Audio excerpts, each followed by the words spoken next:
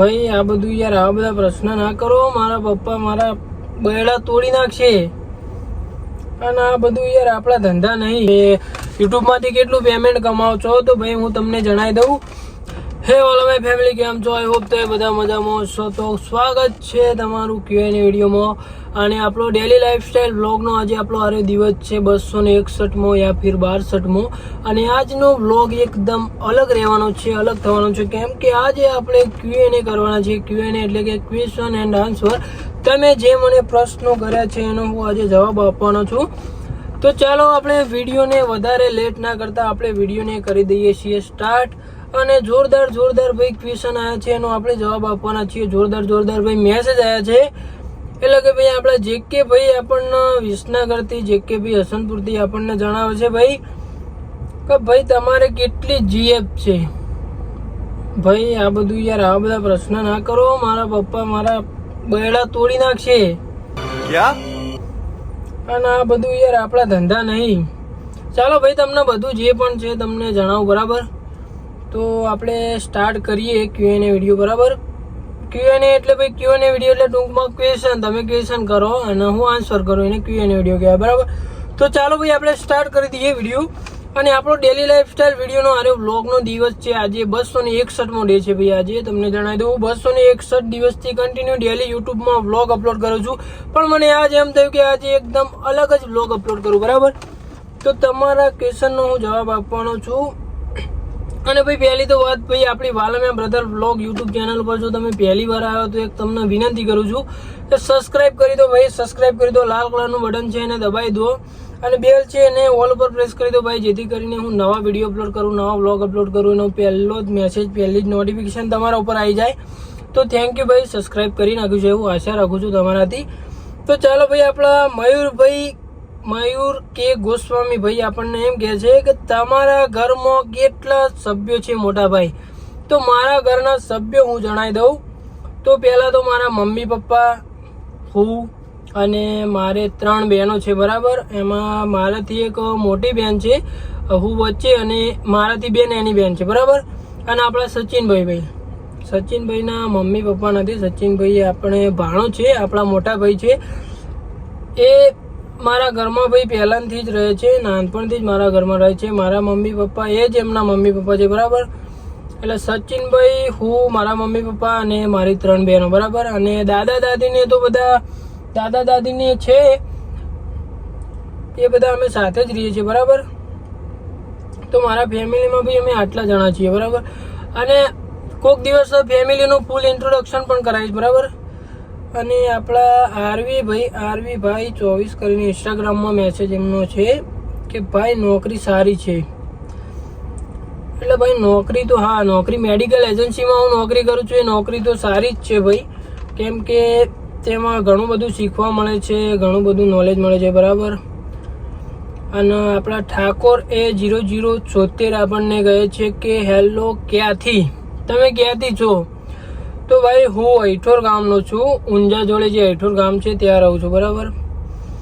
અને આપણને બીજા ઘણા બધા પ્રશ્નો છે એનો ભાઈ જવાબ આપવાનો છું. આપણને જયભાઈ 9094 એમને ઘણા બધા પ્રશ્નો પૂછ્યા છે. એમનો હું જણાવું કે એમને શું પૂછ્યું છે, બરાબર? પહેલાં તો ભાઈ આપણા રણવીરભાઈ ઠાકોર 143 એમને આપણને કીધું છે કે ભાઈ પહેલાં ઈંડું આવ્યું કે મરઘી? એટલે ભાઈ આ પ્રશ્નનો જવાબ તો ભાઈ મારા પાસે પણ નથી કે પહેલાં ઈંડું આવ્યું કે મરઘી. અને આપણા જયભાઈ આપણને કહે છે, એમને ઘણા બધા 3 જેવા સવાલો કરે છે. જો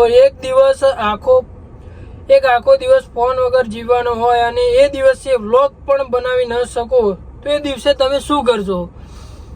એટલે ભાઈ જે દિવસે ફોન ના ચલાવવાનો હોય, વ્લોગ ના બનાવવાનો હોય, એ દિવસે હું એમ કરે કે એનો જે બીજો દિવસ હોય એ દિવસે હું જણાવી દઈએ, કાં તો એનો પહેલો દિવસ હોય એ દિવસે હું જણાવી દઈએ કે મારે આ દિવસે વ્લોગ નથી બનાવવાનો, આ દિવસે આ છે. કેમ કે હું વ્લોગ ડે તો ગાળવાનો નથી ભાઈ, એ તો હું કન્ટિન્યુ જ રાખવાનો છું, બરાબર? એનો જવાબ તો મેં તમને આપ્યો. બીજો એમનો પ્રશ્ન છે પહેલાં મરઘી આવી કે ઈંડું, અને જો ઈંડી આવી તો એ કોણે મૂક્યું? ભાઈ આનો પ્રશ્ન મારા જોડે નહીં યાર. ઈંડું ને મરઘી ચમકા આ બધામાં યાર મને નહીં ખબર, ચોક પૂછો કોકનો ભાઈબંધ. જો તમને ઊંઘમાં સપનું આવે કે તમે સૂઈ રહ્યા છો તો એ સમયે તમે ખરેખર સૂઈ રહ્યા છો કે સપનામાં સૂઈ રહ્યા છો? ભાઈ આ એક જે ભૂલૈયા વાળો પ્રશ્ન કહેવાય ને એવો પ્રશ્ન છે. ઊંઘમાં સપનું આવે તમે સૂઈ રહ્યા છો તો ભાઈ આનો ભાઈ યાર કોઈના જોડે આનો જવાબ હોય તો મને જણાવો ભાઈ. આવા બધા સવાલોનો જવાબ મારા જોડે નથી ભાઈ યાર. ખરેખર તમે જોરદાર પ્રશ્નો પૂછ્યા છે પણ મજા આવી પબ્લિકને અને મને પણ મજા આવી ભાઈ. કઈ વાંધો નહીં, હજુ બીજા ઘણા બધા પ્રશ્નો છે એનો જવાબ આપું હું. આપણા JK ભાઈના ભાઈ ઘણા બધા પ્રશ્નો છે એનો હું તમને જવાબ આપું. ગીવવે લાવો ભાઈ, ગીવવે લાવો